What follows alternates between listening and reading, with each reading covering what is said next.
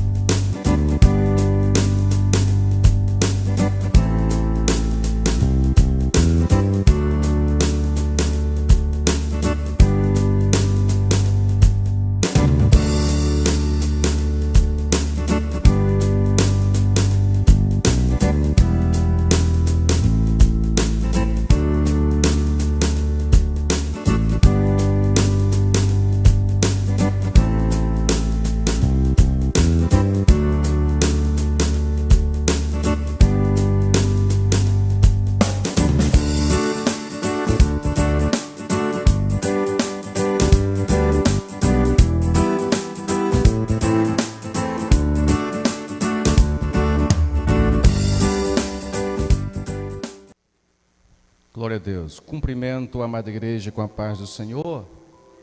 Muito obrigado pela receptividade. Pode tomar o seu assento.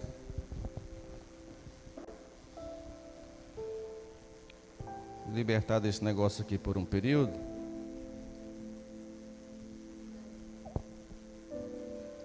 Louvo a Deus por esta oportunidade, poder retornar a esta abençoada congregação, poder rever aqui Pastor Messias, que está à frente deste trabalho e à frente como supervisor do setor 5, todos os demais obreiros que cooperam, presbítero Almeida, que tem cooperado na escola bíblica dominical, poder rever aqui o presbítero Zenilton, dirigente da congregação Deus Proverá, presbítero Nilson, obreiros que não têm medido esforços para fazer a obra de Deus, cada irmão, cada irmã, todos que se dispuseram nesta manhã para vir à casa do Senhor. Parabenizar aqui a classe das crianças, jovens e adolescentes, estão aqui todos organizados, que Deus abençoe. Iremos falar sobre o tema dos adultos, e vocês têm um tema diferente, com uma certa correlação, mas o conteúdo é um pouco diferente, mas é de importância para toda a igreja, tá? E hoje estamos encerrando o primeiro trimestre deste ano, e já estou de posse aqui da nova revista, e é um assunto bem relacionado a este que nós estamos concluindo o ciclo, o trimestral, no primeiro trimestre desse ano. E aqui fala sobre os dons espirituais e ministeriais. É sabido da dificuldade que nós estamos enfrentando. Não é uma situação local, mas podemos dizer até global, em se tratando da pandemia, mas pela misericórdia de Deus, aqui estamos. Sentimos pela partida de muitos dos nossos irmãos em toda a terra, amigos de perto e de longe, mas podemos testificar da misericórdia de Deus para com esta igreja. E Deus tem continuado com as mãos estendidas para proteger o seu povo, e todos os nossos irmãos que têm passado por essa dificuldade têm vencido, e o nome do Senhor tem sido glorificado. E a minha súplica a Deus é para continuar guardando o seu povo nesta cidade e estendendo ao Estado, à nossa nação, que passa por uma série de crises. Obrigado. E só temos como povo de Deus clamarmos ao Senhor para que Ele use de misericórdia para com todos nós. Vamos aqui ao tema do nosso trimestre, fechando com a lição número 13. Você que está de posse da revista, ao olhar para a capa da revista, você vê aqui, né, a imagem de uma pombinha, a Bíblia Sagrada.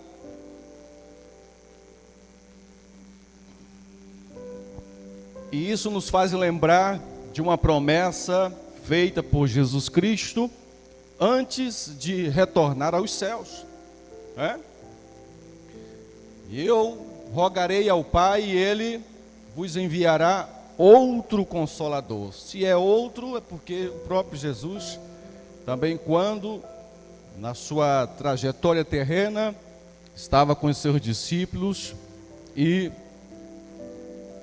um Consolador, um mediador, cuidando da alma, do corpo de todos aqueles que tiveram o privilégio de poder acompanhar o meigo nazareno. E o tema central deste trimestre, o verdadeiro pentecostalismo.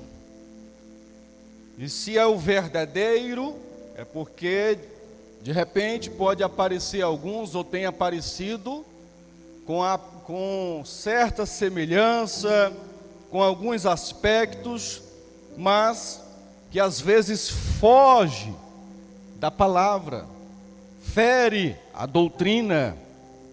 Mas aqui nós estamos diante de um tema, o verdadeiro pentecostalismo. E esta palavra, ela tem uma relação, uma conexão com o dia do Pentecostes. E por isso, esse termo, essa palavra, além de ser um assunto muito importante, o pentecostalismo, o subtema nos diz sobre a atualidade da doutrina. Nada mais oportuno esse tema, tendo em vista a realidade a qual estamos vivendo. Olhamos para os acontecimentos e vemos a Bíblia se cumprindo. E isso aponta para o retorno de Cristo. E para a igreja, ou para aqueles que realmente querem subir no arrebatamento, ou estarem preparados para qualquer momento ser chamado, precisam acreditar no retorno de Cristo. E para isso, o Espírito Santo precisa estar atuando. E em Ele estando atuando, precisamos crer, ou entendemos que faz parte da atuação do Espírito Santo em nossos dias, a atualidade dos dons. E aqui, a atualidade da doutrina bíblica sobre a atuação do Espírito Santo. Porque essa doutrina, em muitos segmentos evangélicos, está assim embaçada, né? Tem sido esquecida.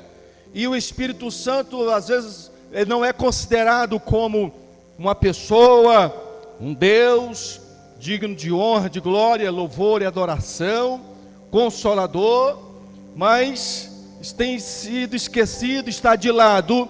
E a revista nos leva a uma reflexão e aprendizado de que é necessário crermos nesta doutrina, e as manifestações produzidas pelo Espírito Santo é real, deve acontecer. E quando nós olhamos para as lições as quais estudamos ao longo desse trimestre, se formos dividir aqui a primeira e a segunda lição, nós podemos ver a pessoa do Espírito Santo e como o Espírito Santo atua no plano da salvação. Primeiro, então, como pessoa do Espírito Santo, isso já vai de encontro com alguns ensinamentos por aí, quando diz que o Espírito Santo é uma força, é só um agente ativo e coisas do tipo, várias interpretações, mas nós precisamos acreditar e devemos crer que o Espírito Santo, ele é uma pessoa, ele chora, ele sente, ele está conosco, ele é Deus, não existe hierarquia na Trindade, ele é tanto Deus quanto Jesus e o Pai, e ele está aqui, e ele participou em todo o projeto da redenção, da salvação. Ele esteve na formação do ser humano, esteve atuando no Antigo Testamento, e hoje está no meio da sua igreja, fruto da promessa de Deus e o seu cumprimento. Louvado seja o nome do Senhor. Então, o Espírito Santo é uma pessoa, ele tem personalidade. A Bíblia diz que ele intercede, ele chora com gemidos inexprimíveis. Paulo diz que nós não devemos entristecer o Espírito Santo, pelo qual fomos selados para o dia da redenção. Então não é como a verdade prática, que é a aplicação. Tudo isso não é uma utopia, não é algo da imaginação da mente do ser humano ou da nossa imaginação. Não, nós estamos falando de uma pessoa, cremos em um Deus que é transcendente, que é um Deus que está no céu, mas um Deus imanente que está com o seu povo. É tão grande que ele se curva para ver o que está no céu, e a terra é o estrado dos seus pés, mas ele habita no coração daqueles, aleluia, que creem, um espírito contrito, um coração quebrantado, esse Deus habita. Louvado seja o nome do Senhor. Então, a participação do Espírito Santo no plano da redenção. Aprendemos, e a Bíblia nos ensina, que ele convence o homem do pecado.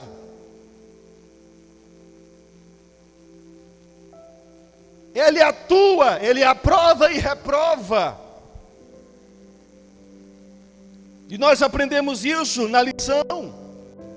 Ele permanece conosco, está conosco, e ao pregarmos a palavra de Deus, a obra do Espírito Santo de convencer o pecador, de falar ao coração, nós não temos esse poder, mas cremos na atuação do Espírito Santo no plano da redenção. Aleluia, glória a Deus. Se manifestou no batismo de Jesus lá no Jordão, esteve com Jesus no deserto e no ministério terreno de Jesus, na igreja primitiva. Então ele é um ser atuante no meio da sua igreja, e a promessa de Jesus é essa: vou rogar e ele vai enviar outro Consolador para habitar convosco e estar em vós. Ele não somente está aqui conosco como Deus, ele deve habitar no meu e no seu coração, ele deve morar na sua vida, porque somos templos do Espírito Santo de Deus. Então esse processo é dinâmico, não é algo estático, nem é algo que aconteceu no passado e encerrou-se, não. podemos desfrutar das promessas de Deus neste tempo presente, através da atuação do Espírito Santo. É por isso que as pessoas ainda continuam aceitando a fé, rendendo-se aos pés do Senhor, porque pregamos a palavra, falamos do Evangelho, e o Espírito Santo trabalha no coração, as pessoas se entregam a Cristo, e o nome do Senhor é glorificado, louvado seja o nome do Senhor. Então, podemos ver nessas duas lições, o estudo sobre a pessoa do Espírito Santo e como ele atua na obra ou no plano da salvação. Também podemos ver na terceira e na quarta lição a manifestação ou as manifestações do Espírito Santo, tanto em relação ao batismo do Espírito Santo, como na atualidade dos dons.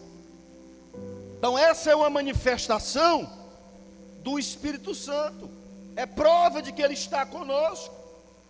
Nós, pentecostais clássicos, nós acreditamos no batismo com o Espírito Santo, e essas duas lições aqui, batismo com o Espírito Santo e a atualidade dos dons, elas estão bem relacionadas, porque muitas pessoas de uma certa ala evangélica cristã não acreditam na continuidade dos dons, acreditam que cessaram-se os dons após os apóstolos terem partido,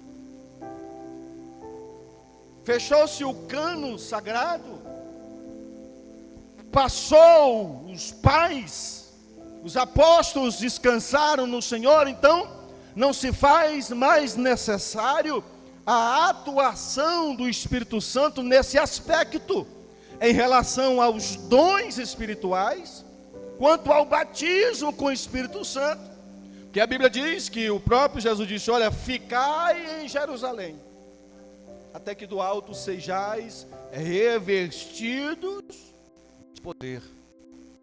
Então eu estou com a camisa, né? Estou com um terno, então estou com um revestimento. Então, o batismo com o Espírito Santo não quer dizer, nós não estamos defendendo que a pessoa só recebe o Espírito Santo é batizado com evidências do falar em línguas. Não.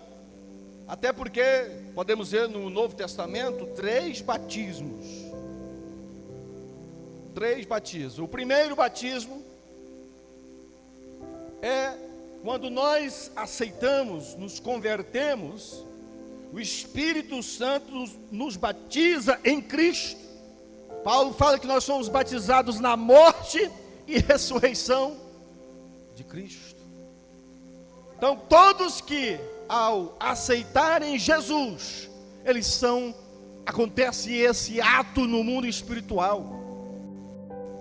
Segundo o batismo, que nós podemos ver na Bíblia Sagrada, na dispensação da graça, é o que o próprio Jesus ensinou, batismo nas águas, que não é para perdão de pecados, não é para sepultamento de pecados. O batismo nas águas é símbolo de arrependimento, símbolo, porque esse perdão já aconteceu no ato quando confessamos a Cristo. Mas o batismo nas águas, por ser o ensinamento de Cristo, e ele passou por esse processo, ele disse que era para se cumprir toda a justiça.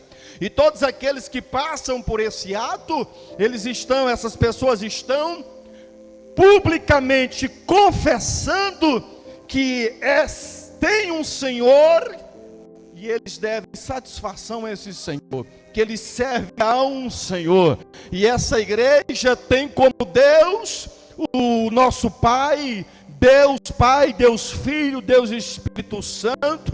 Nós temos o Cristo Salvador, mas Ele também é o nosso Senhor, porque nós estamos aqui para fazer a vontade dEle. Louvado seja o nome do Senhor. E cremos no batismo do Espírito Santo. É o terceiro batismo que nós vemos aqui no Novo Testamento. E isso aconteceu no dia do Pentecostes, na descida do Espírito Santo, quando todos estavam reunidos. E de repente veio um som, como de um vento, veemente e impetuoso, e encheu toda a casa. Louvado seja o nome do Senhor. E todos foram cheios do Espírito Santo. E falaram em línguas, em novas línguas. E isso foi repartido como que de fogo. Louvado seja o nome do Senhor.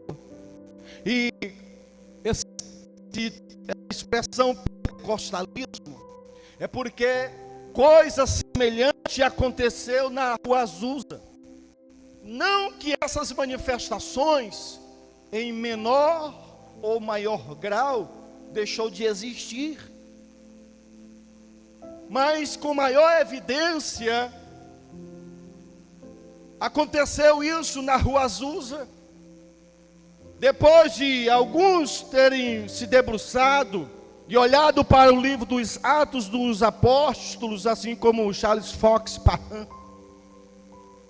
e se eu quero isso, nós podemos viver isso, vamos buscar. E começaram a buscar. E passaram-se tempos, e de repente na Azusa, um movimento liderado por William Seymour, começaram a buscar a presença de Deus, e de repente o Espírito Santo se manifestou de forma maravilhosa, batizando e pessoas falando em outras línguas, e isso se espalhou muito rapidamente. Por isso que chama-se movimento pentecostal.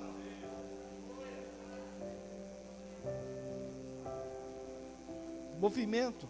Por quê? Porque foi algo muito rápido. E no princípio esse movimento, quando falava de movimento, não era algo com sinônimo de elogio, mas de depreciação. Porque não queriam aceitar de que isso estava ligado na igreja, como se isso não fizesse parte da história da igreja, mas um movimento à parte, isolado, que não tinha base bíblica.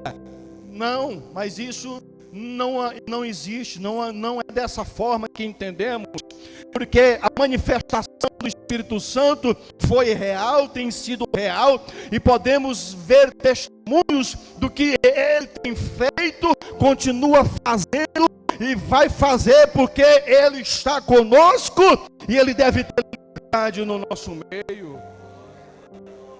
Aleluia, louvado seja o nome do Senhor. Agora, sobre o batismo com o Espírito Santo, a princípio, eles entendiam, pelo menos Charles Fox, entendia que existia dois níveis. Quando alguém falava línguas incompreensíveis, era um nível, mas o nível máximo era quando alguém falava em línguas, mas línguas de nações, e entendia-se que essa pessoa estava sendo escolhida para ir para aquela gente, para esse povo, para ser missionário. E muitas pessoas foram, porque ao falar em línguas estavam falando idiomas. Alguns falaram por uma vez e não falaram mais, outros permaneceram falando. Outras pessoas, como a própria esposa, que na época ainda era solteiro, mas depois casou com a irmã, aprendeu a tocar piano, diz-nos a história da igreja, e nunca mais esqueceu.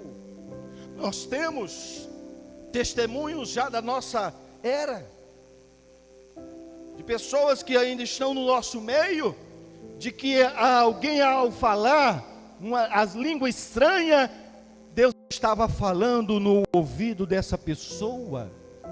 Então nós acreditamos na atuação do Espírito Santo em nossos dias. Ele continua trabalhando, Ele é Deus, Ele está conosco, aleluia. E a Bíblia nos ensina através de Paulo: não extingais o Espírito Santo.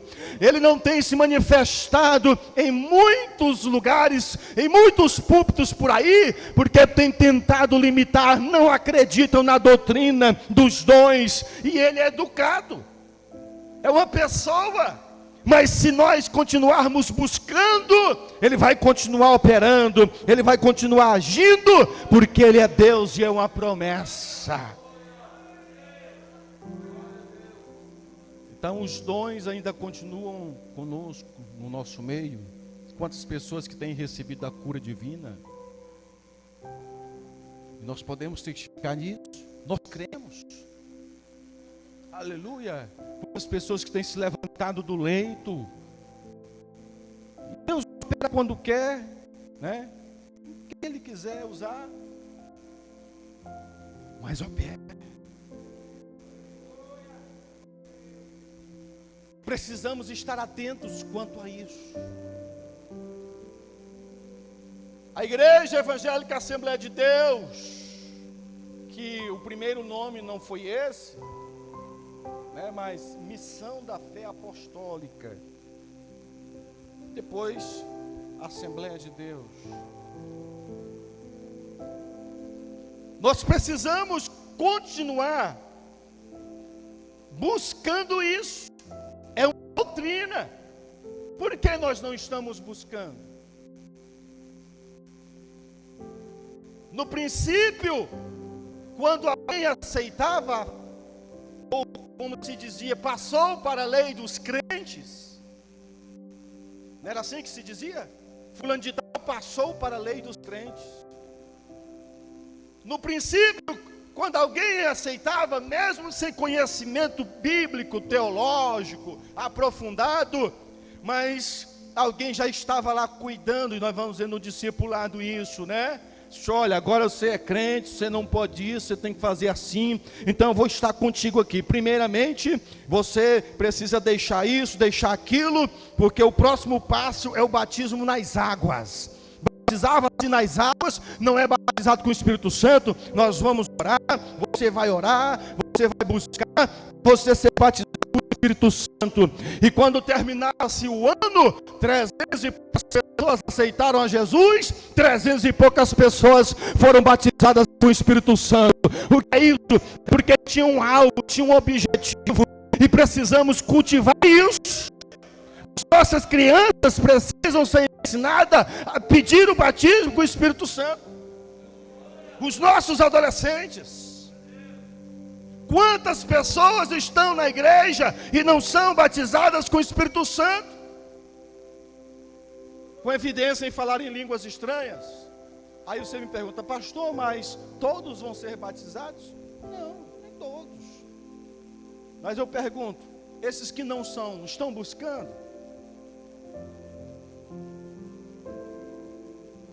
Porque houve-se uma diferença, percebe-se a diferença na vida de Pedro antes e depois do batismo com o Espírito Santo. Quantas pessoas que outrora, com timidez intensa, aguda, mas que após receber o batismo com a evidência de falar em línguas, vai para as ruas, vai para o presídio, vai para as esquinas, carrega a caixa de som, não tem medo do sol, não tem medo da chuva, andando de a pé, de animal, andando 15, 20, 30 quilômetros para evangelizar. O que é isso? A ousadia, o revestimento de poder, porque estavam sob a direção do Espírito Santo. Precisamos continuar buscando, precisamos voltar ao primeiro amor. O Espírito Santo está conosco e Ele quer realizar coisas grandes. Aleluia, glória a Deus, louvado seja o nome do Senhor. Então podemos ver na primeira pessoa do Espírito Santo e como ele atua no plano da salvação. Na terceira e na quarta lição, podemos ver as manifestações do Espírito Santo. Da lição 5 à 10ª, podemos ver a atuação do Espírito Santo na vida cristã. A atuação do Espírito Santo na vida cristã. Todos quantos aceitam a Cristo, mudam de vida. A regeneração, ela é um processo, no ato, é uma nova criatura, nascimento do alto, não é? E nós podemos ver isso quando percebe-se o fruto do Espírito Santo. E uma evidência maior, o eu crucificado. É assim. Eu levava desaforo para casa. Se alguém me jogasse uma pedra, recebia 2 daqui. Fique assim. Eu sou crente, mas o meu braço não é. Meu facão não é. Né? Então podemos ver a atuação do Espírito Santo na vida cristã. Ou seja, pelo processo onde o eu é crucificado e vemos a manifestação do fruto do Espírito. Não é os frutos, é o fruto composto de várias virtudes. Não tem como alguém que aceitou a Cristo há 10 anos atrás e você olhar para essa pessoa, onde o Espírito Santo habita, e você não perceba uma mudança de vida. Não tem. Se encontrar por aí, porque o Espírito Santo não está trabalhando nessa vida, porque não encontra espaço. Mas há uma mudança de vida, porque nos tornamos uma nova criatura. As coisas velhas se passaram, eis que tudo se fez novo. Louvado seja o nome do Senhor. Tudo ficou para trás. Então nós vemos a atuação do Espírito Santo na vida cristã sendo manifestada através do fruto do Espírito. Porque o fruto do Espírito é amor, é paz, é alegria, bondade, longanimidade, benignidade, mansidão, temperança.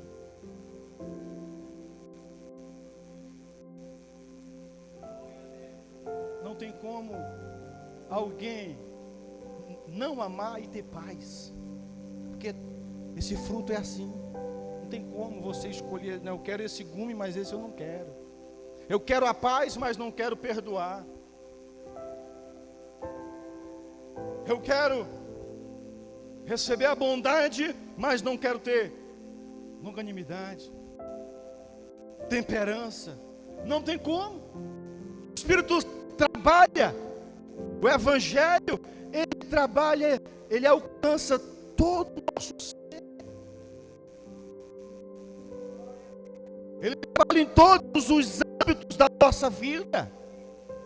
Nós somos formados de corpo, alma e espírito, e ele alcança toda essa composição, a vida do ser humano por completa. E aqui nós vemos que o fruto do Espírito Santo, percebemos a sua manifestação a partir do eu crucificado.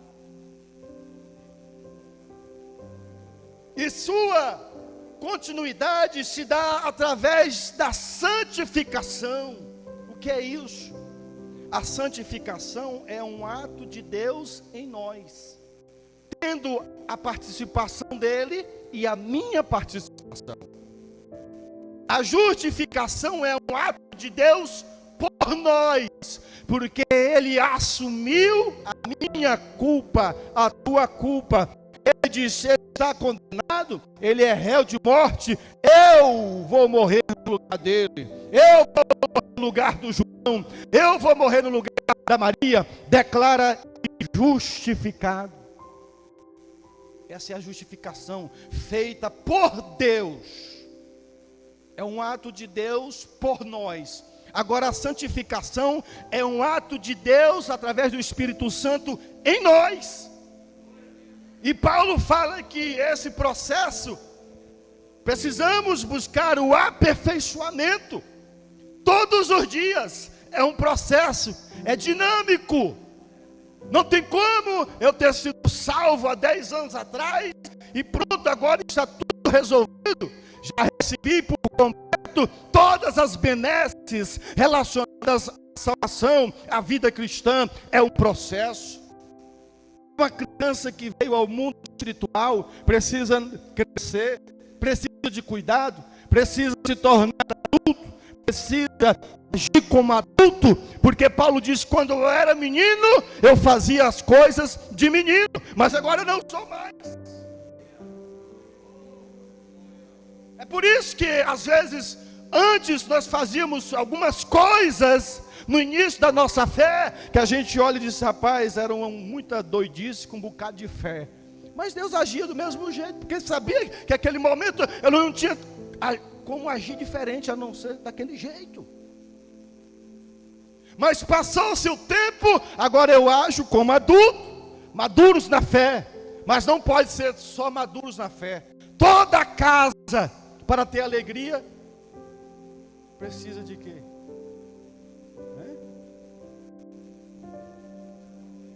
Precisa de ter umas criancinhas lá, né? Quando vão os filhos, vêm os netos. Eu não.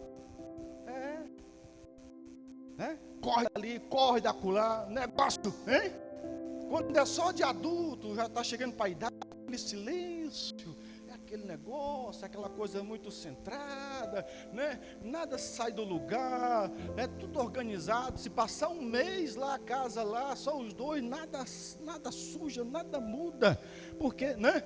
Mas aí quando tem uma criança, chega lá, já muda aqui, já puxa ali, já corre ali, e o negócio fica mais agitado. Em uma hora o trem dá trabalho, outra hora traz alegria. O que é isso? Porque tem criança no meio. A igreja é do mesmo jeito, tem que ter os adultos, mas aquelas crianças da fé que são os novos convertidos, é eles que estão, vamos junto, vamos lá. Não tem hora, não tem chuva, não tem isso, porque é o primeiro amor, aleluia. E nós precisamos estar com esse espírito ainda. Glória a Deus. E isso se dá aqui na lição 7, cultuando a Deus com verdade, mas com reverência. Não é porque eu tenho essa liberdade hoje de entrar no santo dos santos que eu vou entrar de qualquer jeito, que eu vou cultuar de qualquer jeito. Né? O culto, nós aprendemos numa lição um tempo desses, que é um serviço voluntário e exclusivo a Deus. A adoração é uma necessidade, mas não é uma obrigatoriedade, porque o ser humano, ele espontaneamente reconhece a necessidade de adorar o seu Criador. Mas a partir do momento que alguém resolve adorar esse Deus, aí tem critério, é do jeito dele, é nos moldes dele, não do meu jeito. Adore a Deus de qualquer jeito, adore do seu jeito, sim, do seu jeito, a sua personalidade, mas tenha forma. Guarda o teu pé quando entrares na casa do Senhor. Tira a sandália dos teus pés, porque este lugar que tu estás pisando é santo. Louvado seja Deus.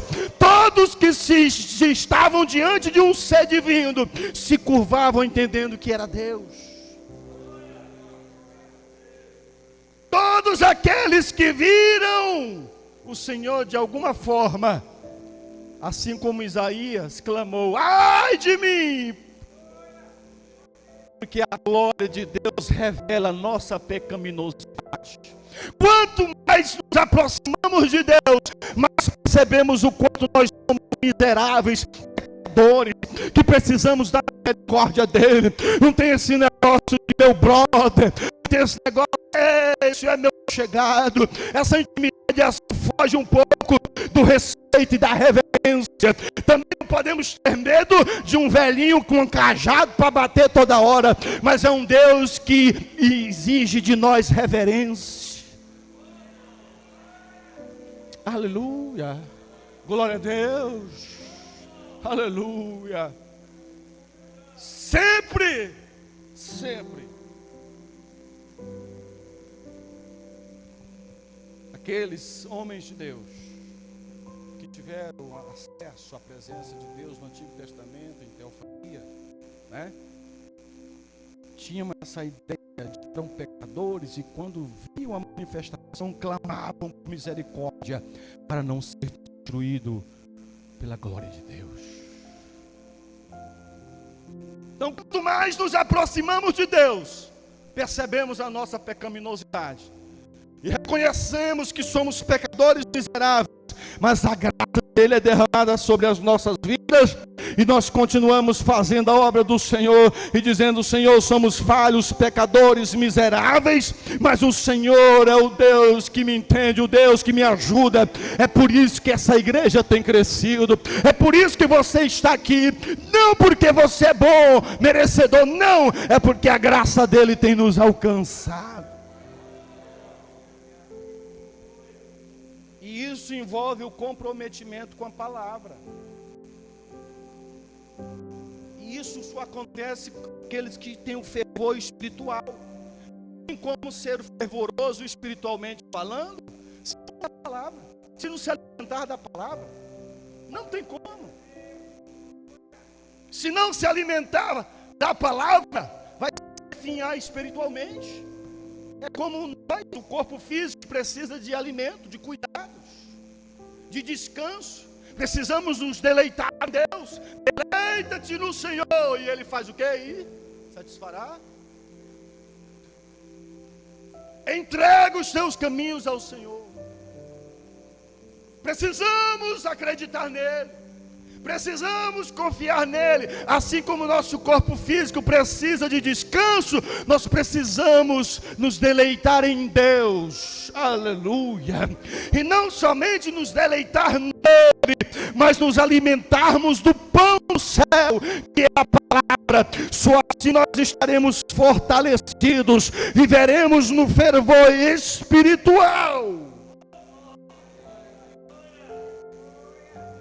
Quanta gente que diz: eu não sei, eu estou muito fraco, eu perdi o ânimo, eu não consigo mais sentir a presença de Deus, eu não falo mais em mistério, eu vou à igreja e não vejo nada de novidade, nada que me atrai. Está precisando de um fervor espiritual. Está precisando dessa chama, está precisando desse fervor produzido pelo Espírito Santo, através do comprometimento da palavra, através da leitura, do alimento, e de uma vida santificada. Porque se for o Espírito Santo for uma vasculhada assim, né, vai encontrar às vezes muitas coisas, muitos embaraços. E Paulo falando ao seu filho, disse: olha, o bom soldado que é alistado para a guerra não pode se embaraçar com os negócios dessa vida, a fim de agradar aquele que o alistou para a guerra. Aleluia. O escritor aos Hebreus diz que o pecado tão de perto nos rodeia. E precisamos ter cuidado, porque nós temos uma carreira que nos está proposta. Nós temos um alvo, nós temos um caminho a percorrer. Precisamos do exercício espiritual para termos resistência espiritual, para continuarmos correndo. Correis, aleluia, de tal maneira que alcanceis o prêmio. Paulo fala: todos que correm no estágio correm, mas correm por uma coisa incorruptível, mas nós por um corruptível. E para isso precisamos estarmos comprometidos com a palavra. Precisamos ser um adorador de verdade. Precisamos ter uma vida santificada, porque isso teremos um corpo espiritual saudável para enfrentarmos os desafios, as intempéries da vida, aleluia, as tempestades do mar da vida, os espinhos da caminhada. os inimigos, porque o leão tem um que ruge como leão ao nosso derredor, mas ao nosso redor tem o leão da tribo de Judá, Jesus Cristo de Nazaré.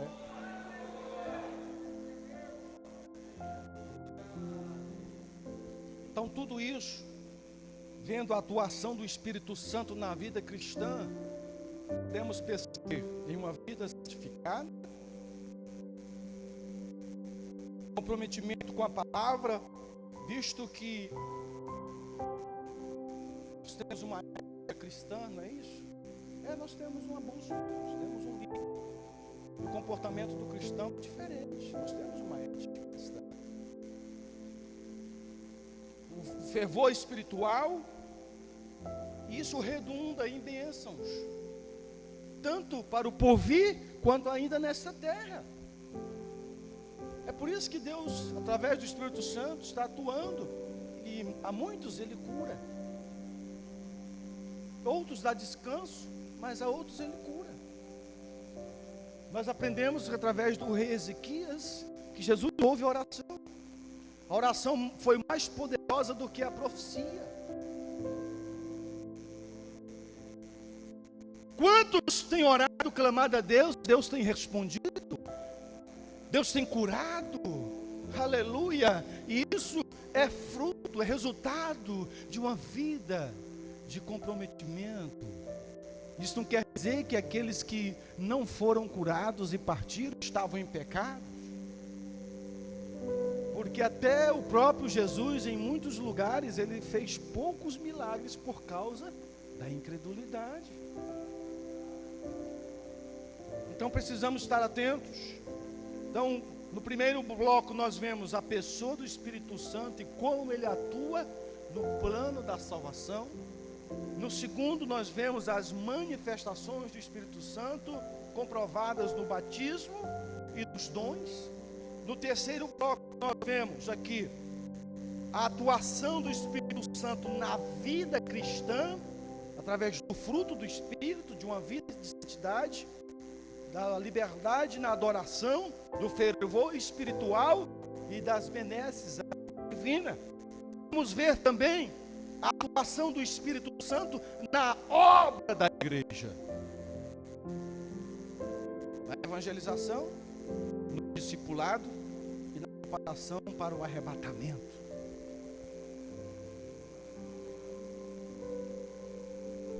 Na evangelização é um assunto desafiador nos dias de hoje, né? Às vezes nós nos tornamos tão negligentes que beiramos ao egoísmo, como se nós quiséssemos Deus só para nós, ou como isso que nós temos, que é o Espírito Santo, tanto faz quanto tanto fez, a ponto de não nos preocuparmos e irmos atrás das almas. Mas a evangelização é uma missão da igreja. Não somente a evangelização, mas o discipulado. A sua Bíblia tem aí, no capítulo 1. Desse é isso mesmo, lembrei agora.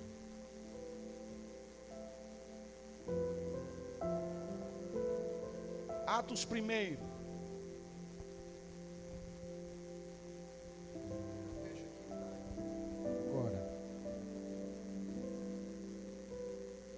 Você encontrou aí, amém?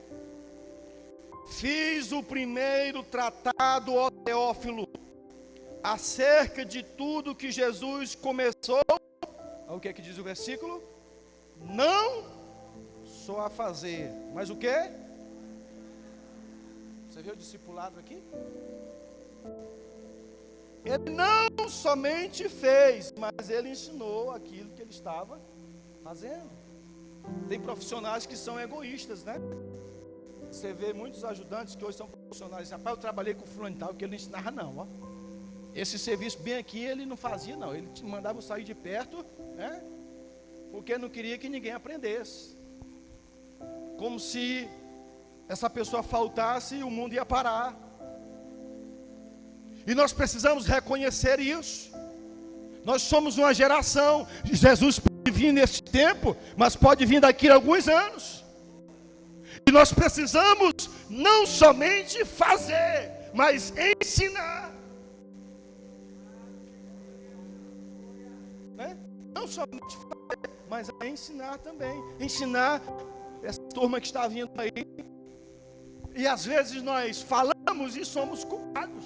Porque muitas vezes nós falamos assim, rapaz, quando eu tinha essa idade aí, 10 anos, eu fazia isso, fazia isso. Sim, tu fizeste curso, aprendeu sozinho.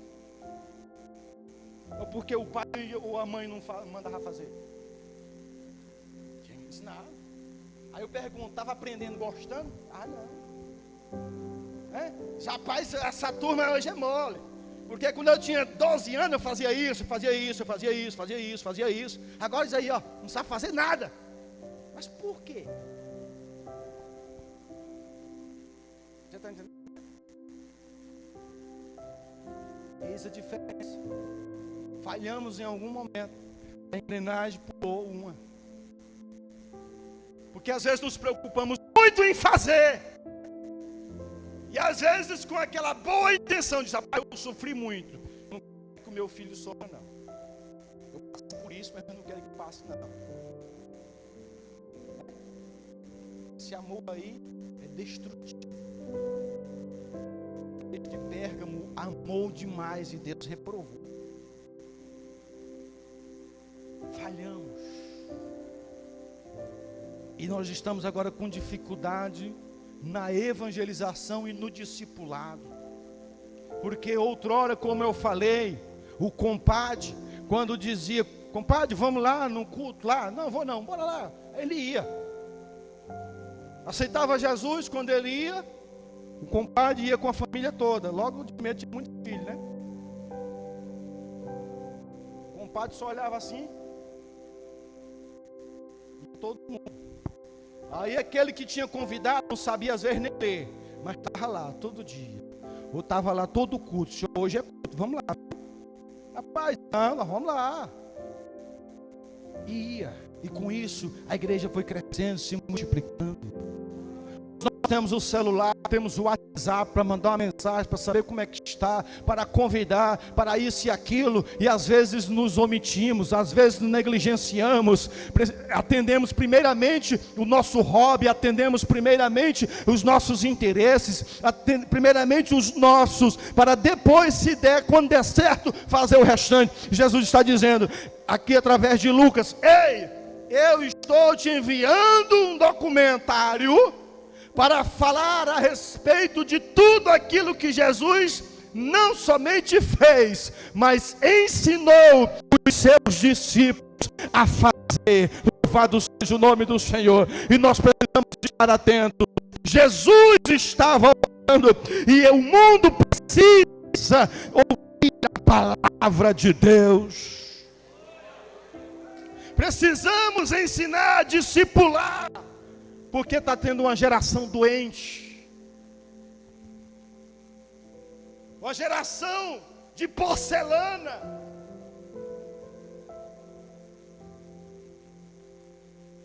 Porque às vezes falhamos no discipulado. E você, não sei se ouviu esse adágio, eu ouvi muito. Sei, rapadura é doce, mas não é mole. Né? A vida é boa, mas é dura. Ser crente é bom ir para o céu, mas o discipulado custa caro. Exige renúncia. Existe a cruz. Não existe cristianismo sem cruz. Porque muitos hoje é chique dizer eu sou evangélico. Mas cadê o discipulado? Cadê a mudança de vida? Cadê o comportamento cristão? Cadê? Cadê a luz para iluminar as trevas? Cadê o sal para salgar? Se não fosse a igreja do Senhor Jesus, já estaríamos em uma podridão plena aqui dessa terra. Mas ainda tem um sal, ainda tem a luz, e nós precisamos falar da importância de ser sal e da importância de ser luz.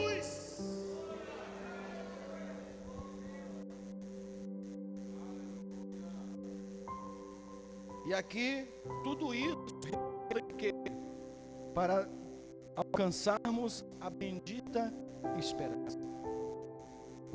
A bendita esperança e participar do arrebatamento da igreja coletiva ou individual, não é só assim, não.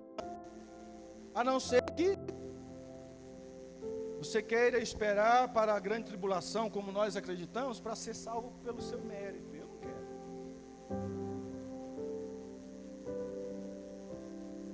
A bendita esperança é isso.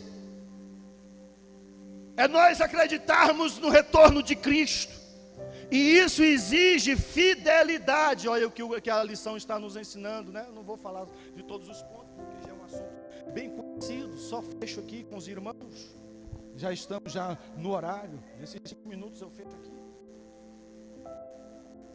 E exige vigilância e fidelidade.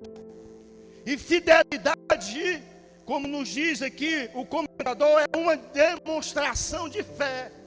Eu ser fiel a alguém, eu confiar, eu respeitar, eu entender que essa pessoa, né, é digna de eu demonstrar a minha fidelidade. É um compromisso,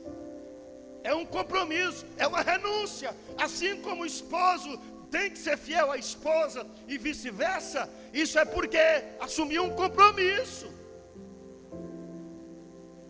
de viver um para o outro. E a igreja do Senhor é a noiva do Cordeiro, e ela precisa ser fiel a seu noivo. Deus por muitas vezes reclamou da infidelidade da nação de Israel, e por causa da infidelidade da nação, Deus destruiu a nação no deserto. Todos eles que saíram com idade de guerra só entraram do Egito, só entraram Josué e Caleb, por causa da infidelidade. Mas para nós participarmos do arrebatamento da igreja, primeiramente precisamos crer, e a demonstração de que nós cremos é termos uma vida em santidade, é desfrutarmos de tudo aquilo que Deus tem para a igreja nesse tempo presente, é vivermos uma vida de fervor espiritual, na leitura da palavra, em santidade, buscando a presença de Deus, testificando desse evangelho e dizendo: Jesus está voltando, Jesus está voltando.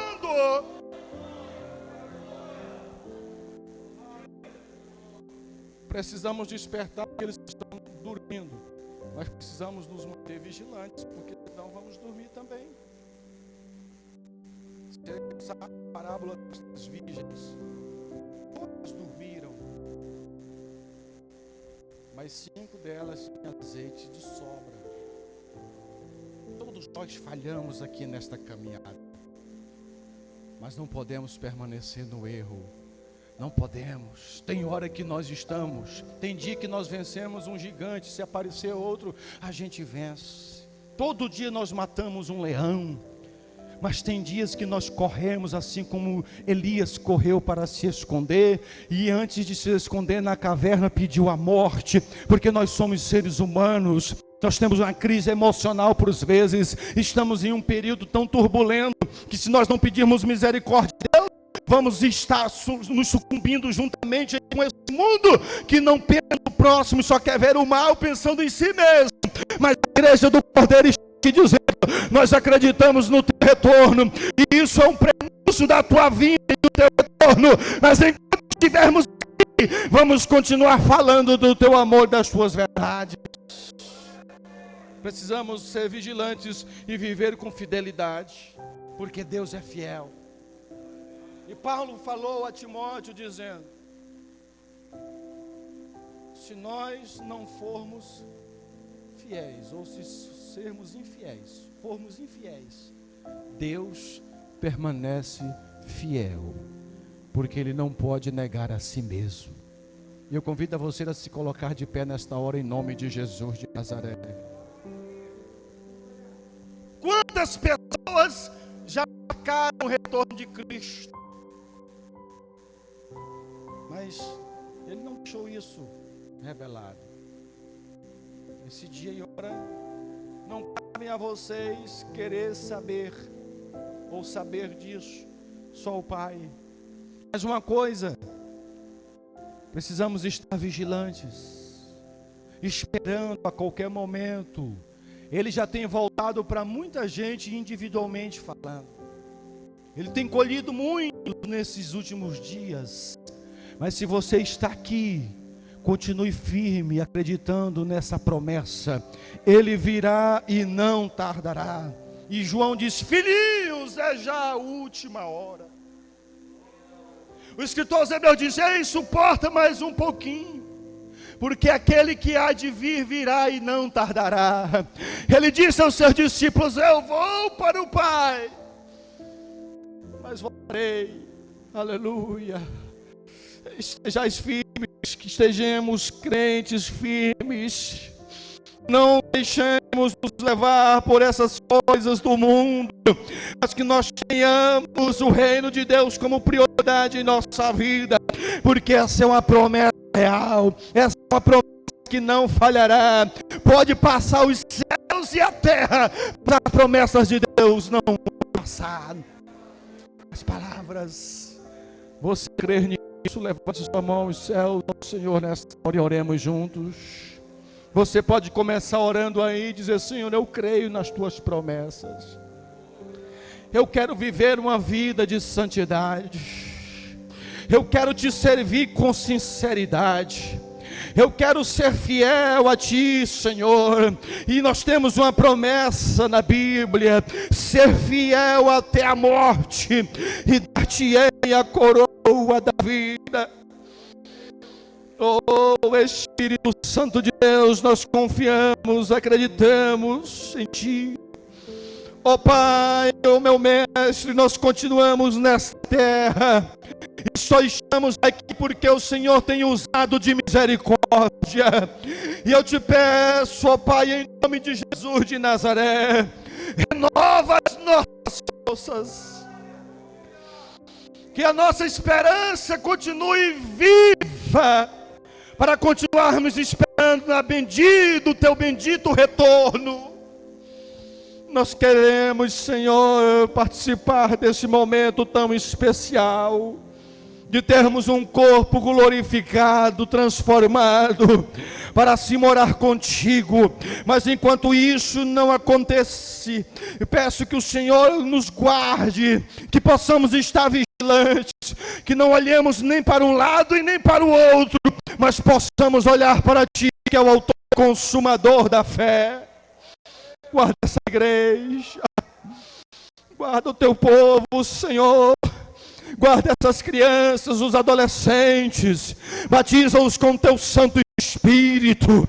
Renova, Senhor, o Teu povo, enche-nos do Teu poder, da Tua graça. Cura os enfermos, restaura, alegra os tristes, renova os fracos, aviva a Tua igreja, a Tua obra nesses últimos dias. Salva muitas almas para o Teu reino, para a glória do Teu nome. É o que eu te peço em nome de Jesus de Nazaré. Em nome de Jesus. Assentai-vos. Que Deus em Cristo nos abençoe e fale melhor aos nossos corações. Jamais percamos a esperança. Jamais percamos a fé. Porque a fé, a esperança e o amor, esses três são importantes para nós, para esse tempo. Um dia a fé, não precisaremos mais dela, porque chegaremos lá. Um dia não precisaremos mais da esperança, porque veremos o nosso meigo Salvador, porque é por Ele que nós esperamos. Mas o amor vai permanecer lá, porque Ele é o amor. Oh, aleluia! Ele é o amor. Ele é o amor. Então amamos uns aos outros, porque desses três o maior é o amor, e nós vamos precisar dele. Guardemos esta palavra em nome de Jesus de Nazaré, e Deus abençoe a todos.